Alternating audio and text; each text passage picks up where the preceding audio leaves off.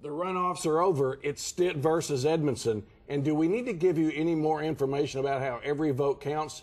Drummond, Hunter, 200 votes, plus negative ads off and running. All of this time on this episode, it's Mitchell Talks, the News 9 sessions with Grant Hermes and Aaron Brilbeck right now.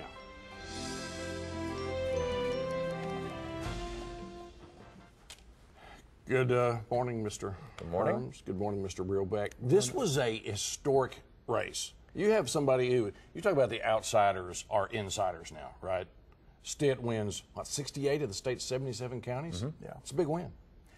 It was, I'm not surprised that Stitt won. I'm surprised by how much he won. It wasn't just a beating, it was a beatdown.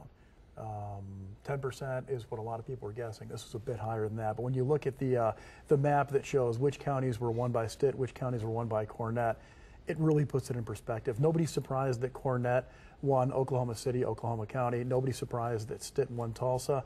But I think a lot of people were surprised by how much Stitt won the outlying areas. And a lot of that was doing the micro campaigning. It wasn't just necessarily going and knocking on every single door individually and going to the town halls. A lot of it was by using social media and targeting specifically who he wanted to target. In this case, was the Trump voters. You realize how difficult 1 month, or how much it changes in a month. 1 month ago, we were going, we don't know if Stitt will make it into the runoff. Mm-hmm. Right? Todd Lamb, gone. Mick Cornett, gone. I mean, right from the beginning, though, Stitt was able to pull the Todd Lamb voters, which were in the more rural parts of the state. And so we've been saying since the primary that it's going to be those rural voters. If they show up, where they show up, and who they show up for, it's going to make the difference. And it absolutely did here. That's what was up in the air, though. How do you think Stitt pulled all those Lamb voters? I think it helped the last round of ads where he linked himself to Trump and painted Cornett in some ways rightly, in some ways wrongly, as a never Trumper. And I think that really helped in those rural parts of the state. I covered the Cornett campaign for their watch party, and he gave a pretty eloquent speech, concession speech, but you could tell he was hurt. As you know, those numbers did not come in tonight, but Terry and I want to thank all of the people along the way. I can't tell you how many people we have met, all the potluck dinners, the rodeos. What am I forgetting? The county fairs. Someone told us when we began that this would be like getting a PhD in Oklahoma. And boy, do we feel educated about the great people of this state. He talks about, we certainly got a PhD in Oklahoma during this campaign. It would have helped if he had that degree before the campaign instead of during it. And he was always trying to play catch up as a true Okie, where Stitt was just able to voice that more than Cornett was, even though, Stitt and Cornett kind of have similar professional backgrounds. There's a really good chance my name will never be on another ballot. And so you need to understand tonight, as I step away from the political scene, how much I've always loved the opportunity to represent you. What's interesting to me is the pundits are just so wrong all the time. I mean, when you look at what happened in the lieutenant governor's race, there's nobody in this town thought that Dana Murphy was going to finish 20 points behind. Mm-hmm. Right. Man, it was just an incredible thing. Let me ask you this. How can we go in 60 days from there's no way Stitt gets into a runoff to having the President of the United States calling him up and saying, you're my guy? This is less than 60 days this is all going on, right? Yeah, it's crazy. I mean, I was surprised in the first place that the president got involved in the race. Oklahoma's a pretty safe Republican state. And, I know, Aaron, you're going to disagree with me on this. But, maybe it's because it's an open seat in the governor's office this year that Republicans broadly are worried about this. I'm more inclined to think that the president rewards loyalty and sycophancy, and that's what we saw at the end of this campaign for Stitt. And I think somebody, either Stitt himself or somebody who knows the president here, was like, hey, throw our guy a bone and send this endorsement. It was also kind of a boilerplate endorsement. He used the same sentences, plural, in most of his endorsements this round of the primaries. You're right, I'm going to disagree with you. What I think it is the president realizes that the Democrats are looking very close at Oklahoma, that the Democrats nationally want to win Oklahoma, because if you can turn a red state blue in time for the presidential election, at least the perception that a red state turns blue with blue leadership, that's going to bode very well for whoever runs against President Trump. But even just in the governor's office, I don't know if you can say that Oklahoma would turn blue necessarily. I think Democrats are watching Oklahoma for different reasons, for turnout reasons, for maybe 5, 10 years down the line, 2020, 2024, maybe they'll have a real foothold. I don't know how scared Republicans actually are, or for that matter, the president is, that a Democrat in office in Oklahoma is really going to be that much of a signal to Democrats nationally. I don't know. I disagree. I think it's a perception thing. We did talk with Drew Edmondson. Stitt says he's excited to face Drew Edmondson. That's going to be an interesting one to watch in terms of how they decide to go after each other. We're so excited to be in this position and lead Oklahoma, and now it's just time that we can rally the Republican base and move forward. People are ready for change. They're ready for an outsider. People don't want to look backwards, and we want to look forwards. And so I'm running against a guy that's been in politics his whole career, and it's going to be more of the same. And so that's why we'll win in November as well. And also interesting, too, I talked with Cornette after he lost, asked him specifically, are you going to endorse Stitt? And he danced around a little bit. He clearly isn't supporting him just yet. I certainly don't wish him no ill will. I mean, it's, you know, I told him I wished him well and good luck, and you know, he's got a big assignment starting tomorrow. It doesn't sound like an endorsement. Well, it's too soon. You know, you don't want to do anything on the night of. I think it's appropriate to let things settle down. I think that's a hard question to answer. Like, it was like, what, 10 minutes, 15 minutes after he lost? Not even. So I think he was still a little wounded. I'm sure he'll come around to supporting the candidate for his own party. He might not. I mean, he didn't endorse the president either. But so does he see. have to? Because he's saying he's out of politics now.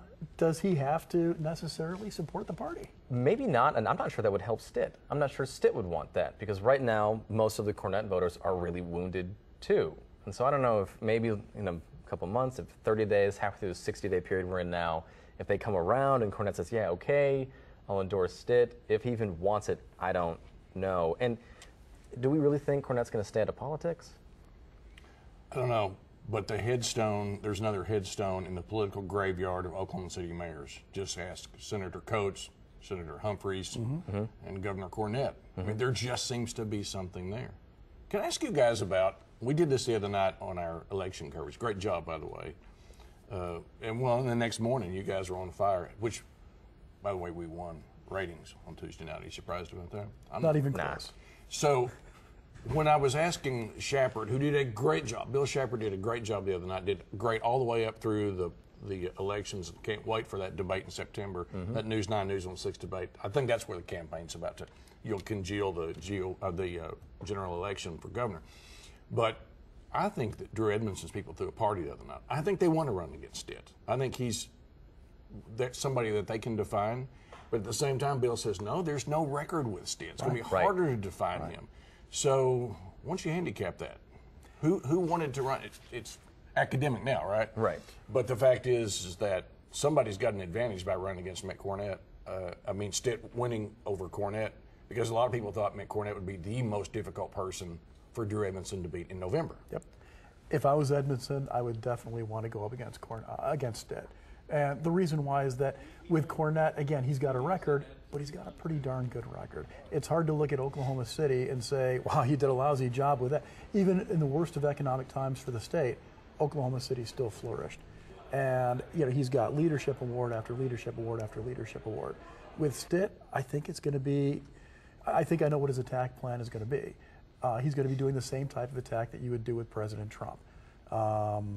That you want to focus on the business. We know that he's had some controversies with his business. You're going to see a lot of that, and you're going to see a lot of this guy's unknown. This guy's owned by big business. This guy isn't out for the little man. This guy is a multi-millionaire.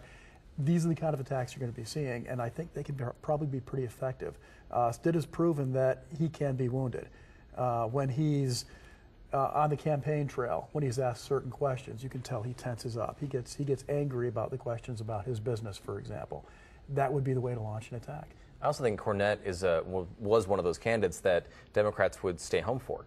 They would be like, well, I guess I'm okay. I like what he did in Oklahoma City. He's not my party, but he's not terrible either. And I think Stitt's someone who might energize Democrats to turn out to vote against, even if they're not super thrilled with Edmondson. But he's got areas of the state like your Little Dixie, like your Panhandle, parts of the state that are very faithful to President Trump. You're going to see voting for Stitt. Absolutely, yep. We've already seen the negative campaign ads begin.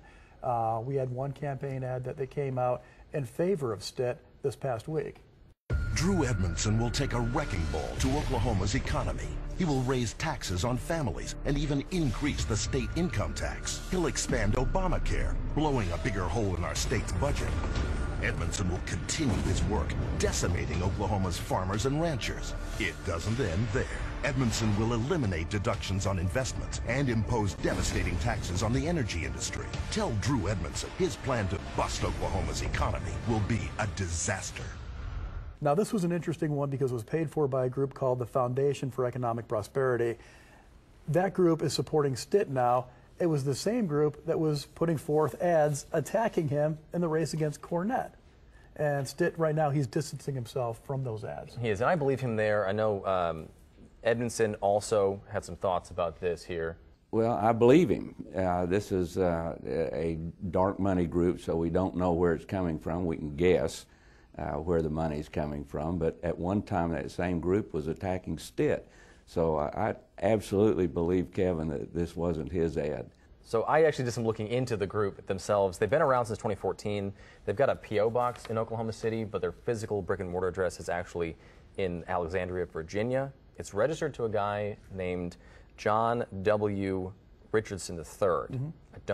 We don't know who that is. I haven't been able to find any real records for him. So dark money kind of through and through on this one. You didn't think it was going to be the first pack of its kind either in this race. Oh, no, no way. And we kind of talked about this a little bit before we got on camera. This guy that you're talking about is probably a ghost. He was probably somebody who was originally part of the pack and now no longer is part of the pack. And just trying to track that dark money is, as you know, extraordinarily difficult. Do you think Drummond, we'll get to him in a second. Do you think Drew Edmondson's response to this ad was diplomatic, or do you think it was weak? I think it was diplomatic. I think he's absolutely right. I don't think that Stitt is behind this ad. Again, these are the same people that were a week ago attacking Stitt. I don't think Stitt's going to jump on board with them. And I think that Stitt handled this, even though he's proud to not be a politician, he handled it just like a politician should, which is, you know, I'm not behind this, I don't know who's responsible for it, and I want nothing to do with it. Yet at the same time, the ad is still helping him generate votes. It's a win-win. Have either of you guys been around Drew Edmondson very much? A little bit here and there when he did State Question 777 stuff a few years ago. As an elected official, it kind of reminds me of the dearly departed John McCain, like a straight talk express. This quote, I love this from the story yesterday, Aaron. Here's what Edmondson said. He says, I believe him. 3 words. You know, Edmondson comes across as sincere. He's straight up. We got a whole generation of people that don't know Drew Edmondson. Okay. By the way, in 1994, in the Attorney General's race, you know who 2 finalists were? Drew Edmondson and Mike Hunter. Hey, so generations of Oklahoma voters do not know these folks. Right? So they got to know Mike again. But this is a dark money group, Drew goes on to say, and then he says, so I absolutely believe, Kevin, that this wasn't his ad. Here's my question to you guys. How long does the diplomacy last? It ain't going to be long. No. First blood has already been drawn. Whether it was from a dark money group or not, first money has already been drawn, and these guys are already on their defense. I guarantee you, minutes after that ad aired, both campaigns were already planning what their next strategy is. And it's going to be interesting to see which side draws first blood in terms of the campaign itself, not the dark money, but the campaign. I wonder about this one. I wonder. And can I just kind of go into character to read this statement right here? This happened yesterday. I'm not sure the Edmondson people didn't enjoy this. This is the quote. Kevin Stitt ran a great winning campaign against a very tough opponent in Oklahoma. Kevin is a very successful businessman who will be a fantastic governor. All right. So the Trump endorsement, by the way, that wasn't George W. Bush. So the president jumps in, the ads jump in. Holy cow, we haven't even had time to catch our breath from the night before. Right. So does the Trump thing work in Oklahoma in November? Forget about right now. In November, the way things are happening in the swamp, if it gets worse, is this a bad thing for Mr. Stitt? I don't know. Stitt seems to think it's going to work. Yeah, we just got a congratulatory phone call from the president, and so it was a huge, huge honor for me to talk to the president. First time I've been able to chance to talk to him, and then he just tweeted out his support and his endorsement of us, and said we ran a great campaign, and I was excited to see what we do with Oklahoma. And he told me to keep working, He said, don't take a day off. 60-day sprint. He said in his election, he worked 60 straight days from till the election day. He said, you just get one chance. And I said, absolutely, sir. Whether or not it actually does. Now, it certainly worked for him in this runoff. He posed himself as being Oklahoma's answer to President Trump, and it worked. So is that going to hold out until November? I think the question will be, as long as President Trump continues enjoying success in Washington, it's going to work for Stitt. But if there's a stumble, if there's an indictment, that's going to change dramatically for Stitt. I know, and I thought of this too, because I can argue both ways here, that it could hurt him, it could help him. I think in the sense that it could hurt Stitt is that if not only hit the president's successes, but also the scandals, even just the scandals continue, here, are Democrats going to turn out? Is this going to be another thing to force Democrats to the polls? And then it could also help him. I mean, like, it's one of those things where it gives Stitt some legitimacy for not having a record, that he's with the president on these things and he's in lockstep, which a lot of voting Oklahomans like. Now, it's funny, Edmondson said he wasn't very impressed. I don't know that it's going to have a good or bad effect. It was certainly not unexpected, and we'll continue to operate and concentrate on what's needed in Oklahoma and let Washington sort itself out if it possibly can. I know that the next governor will have to work with the administration on a variety of issues, everything from the military to agriculture, and especially FEMA if you live in Oklahoma. And I intend to have a good working relationship with the president. I'll support him when I think he's acting in the best interest of Oklahoma. What do you think? Are you buying that? Or do you think he's nervous? Do you think this scares him? I think it scares him a little bit. I think he's giving a lot of people who don't vote very often, especially when it's not a major general election, when it's just the midterms, that these people are going to pay a lot of attention to state or local politics. A lot of times, and especially now, your federal party is translating more and more to your state party and just down ticket voting.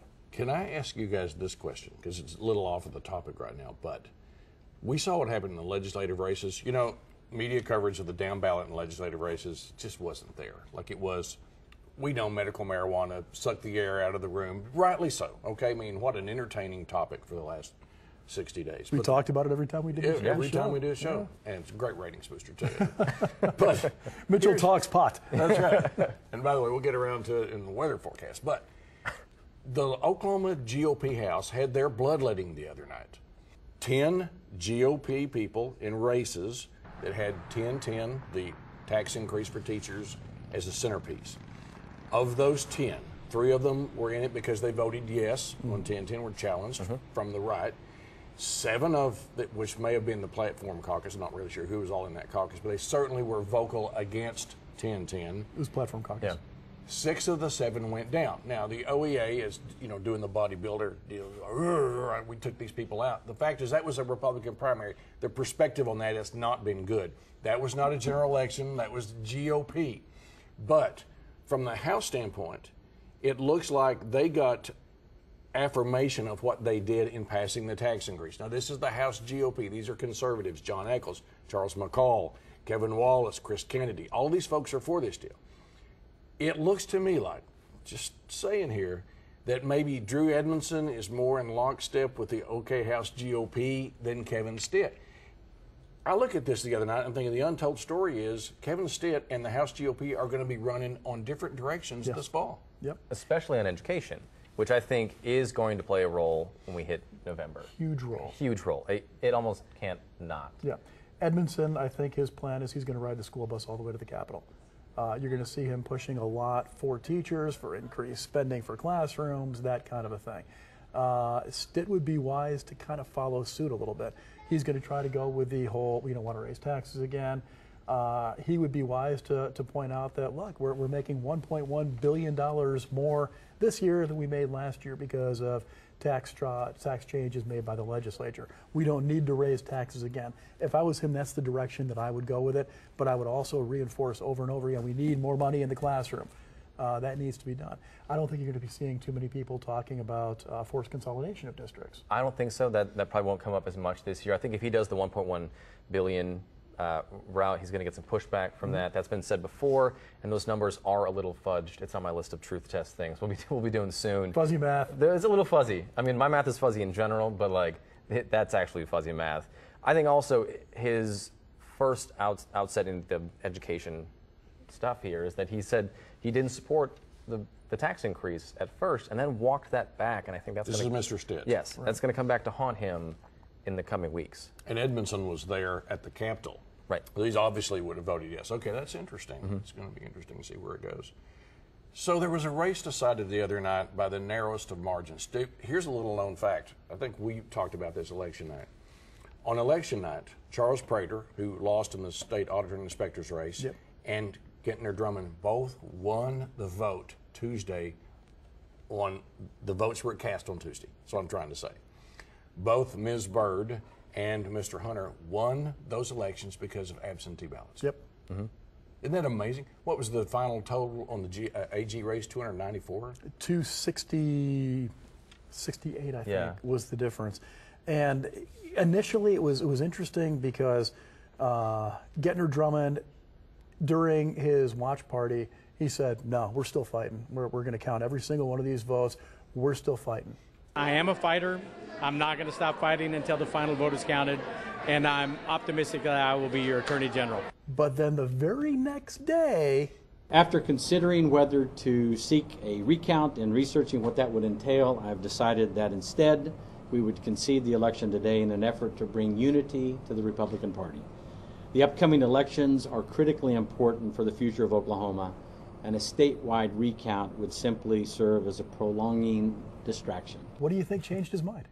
Well, I want to give a shout out now to the Oklahoma Election Board, Paul Zierix and Brian Dean. We were sitting here in the studio the other night. Brian Dean was responding to my messages. It was great. The people that run the state election board are incredible people. There are no Russians involved in the Oklahoma election process, okay? No collusion. And one of the things that was when we went to bed the other night, very in the wee hours of the morning, was they had to look at those provisional ballots. And my guess was there's not enough provisional ballots out there to make a difference. It's very hard to change 10 or 15 votes in Oklahoma. The way the system is, it's such a good system. Right. It was too far ahead. But here's the deal. There is a difference of 269 votes. There were 400 provisional votes out there. There was a possibility. And it's not that expensive. No. It's like $600 to get started. Yep. There was a possibility, albeit a slight possibility, because some of those provisionals obviously would have gone toward Hunter. But there was a possibility. It's a risk I would have taken. Mike, there was a difference of 269 votes. There were roughly 400 provisional ballots that still haven't been counted yet. Had the shoe been on the other foot, would you have conceded? Possibly. At this point, it's really a math equation. I mean, you've got to differentiate.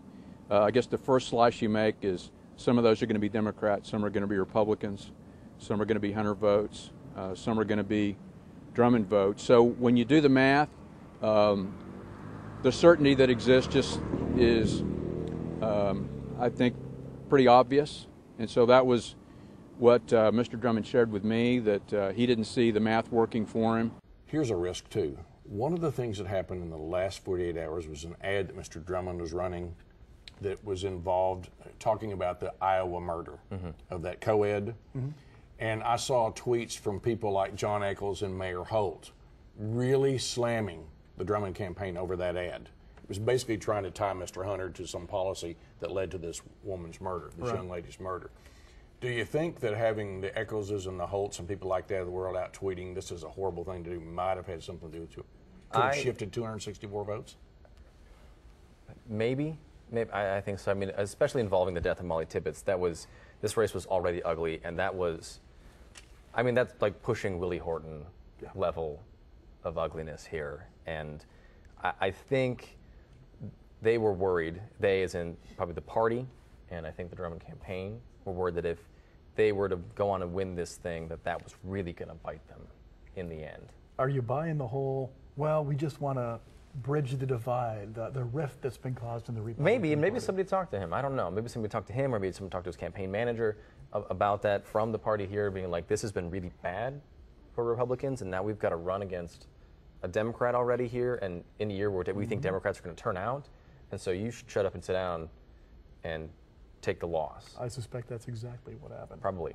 And I wonder what kind of a trade-off there was as a result. I don't know.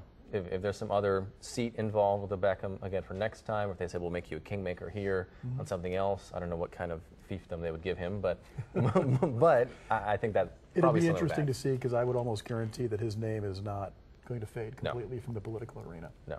I don't think so.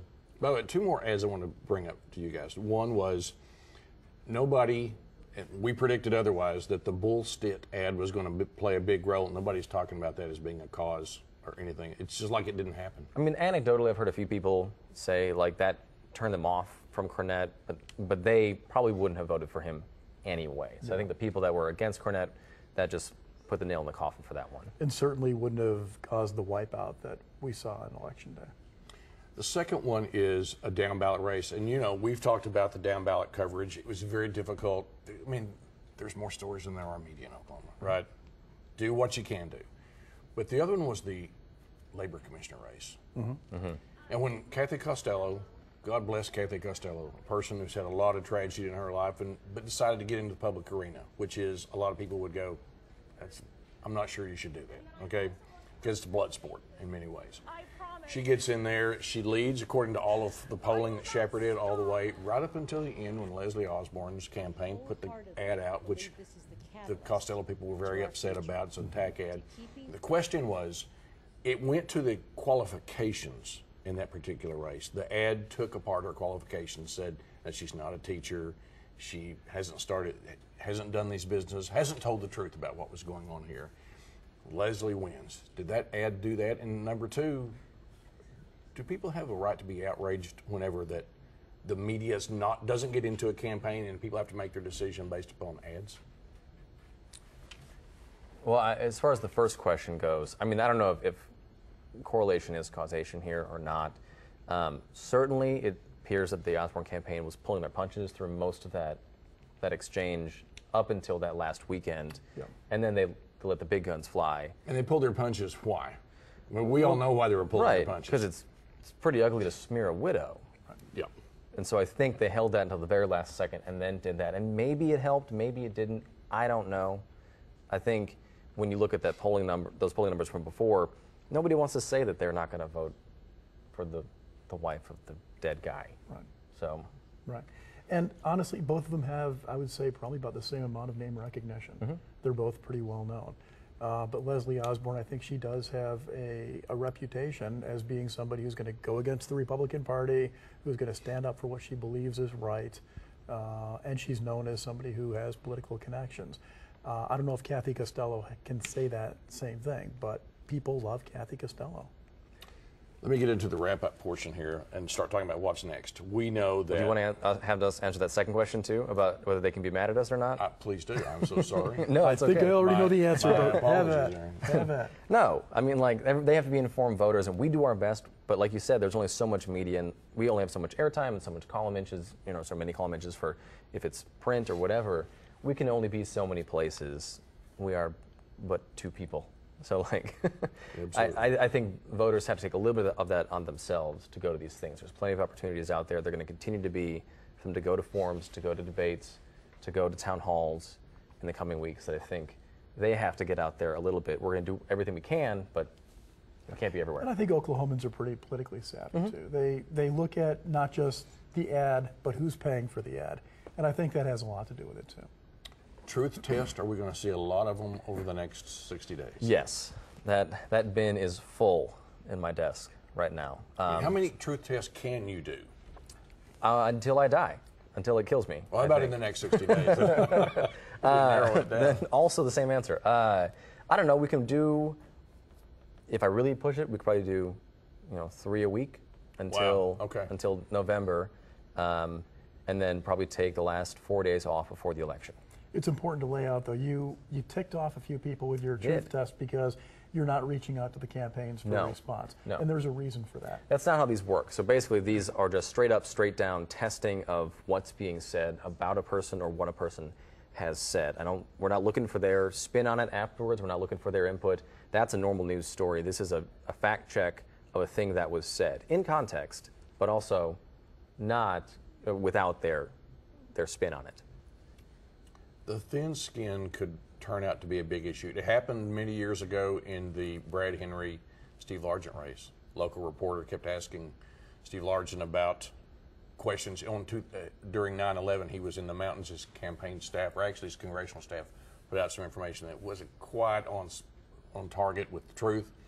And in this interview, he just got addled, and then he said a word, which was actually used a little bit in a big campaign ad right here, but with the Cornette campaign recently. But you just have to think that one through where it went. And a lot of people went, wow, it was kind of a turning point. Mr. Largent seemed thin-skinned, and of course Brad Henry won a race that nobody really thought he could win. Sure. Legislatively, with what happened, Aaron, with the GOP runoffs, these 6 people of the 7 that take out the platform caucus, are you looking for the D's to take those seats? I doubt the D's are going to take the seats. It's still Oklahoma. But I think that a very strong message was sent. Do you think Charles McCall, John Echols et al. Are concerned at all about keeping power? No. Not even a little bit. Will the Democrats pick up more than 5 seats? Maybe 5. And the balance of power, if they pick up 5, does it matter at all? No. There won't be any shift. Oh, that's a dark forecast for the Democrats. Especially if a Democrat wins the governorship. Yeah. What are we looking for this coming week? We got a week off, a weekend off, Labor Day. It's going to be quiet for the most part, I assume, but I thought that until yesterday when those ads started coming out. I think we're going to start seeing ads this weekend. The reason being, people are home. People are going to be watching TV, and this is when I would start running the ads. Maybe 1 or 2 campaign stops. Some of the more rural parts of the state, some of the southeastern parts of the state maybe, where Edmondson has ties to, because he'll be home himself. So maybe some of that. A lot more from medical marijuana this week as well. We almost didn't talk about it. We almost didn't talk about it. I wasn't going to not talk about it. This close. The licenses are going out. Doctors are registering for patients. And there's some other things happening with the working group that we probably don't have time to get into today. You know what Bud Scott said in a tweet in the last 48 hours? His group said Oklahoma is about to become the dark weed capital of the world, saying that the regulation's just not there and that it could get really ugly here. That's a story worth following. All right, great Labor Day weekend for all of you. I hope you have a lot of time this weekend. Say hello to family. For Grant Hermes, for Aaron Brilbeck, Scott Mitchell, we'll see you next week.